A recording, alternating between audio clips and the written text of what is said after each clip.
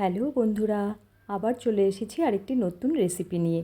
তো এখানে গোবিন্দভোগ চাল আমি ভালো করে ধুয়ে রোদে শুকিয়ে রেখেছিলাম। সেই চাল আর খানিকটা চিনেবাদাম নিয়ে শুকনো কড়াইয়ে ভেজে নিলাম।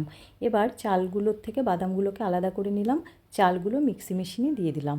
আর বাদাম আমি এইভাবে পরিষ্কার করে নিয়ে চাল ও বাদাম একসাথে মিক্সিতে গুঁড়ো করে নিলাম। এরপর কড়াইয়ে 1/2 লিটার মতো দুধ নিয়ে সেটা ফুটিয়ে চিনি দিয়ে দিলাম, সাথে 2টো এলাচ দিলাম। অনেকক্ষণ ফুটিয়ে নিয়ে ওই চাল আর বাদামের গুঁড়োটা দিয়ে মিশিয়ে নেব। এই সময় খুব ভালো করে নাড়তে হবে যাতে মিশ্রণটা দলা না পেকে যায়। তো কড়াই থেকে যখন ছেড়ে আসবে তখন নামিয়ে নেব। এবার থালায় একটু ঘি মাখিয়ে আমি মিশ্রণটা ঢেলে নিলাম।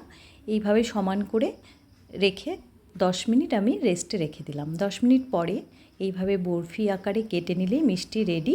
ওপর থেকে কাজু কিশমিশ ছড়িয়ে সার্ভ করে দিলাম। বন্ধুরা, রেসিপি ভালো লেগে থাকলে অবশ্যই লাইক কমেন্ট করে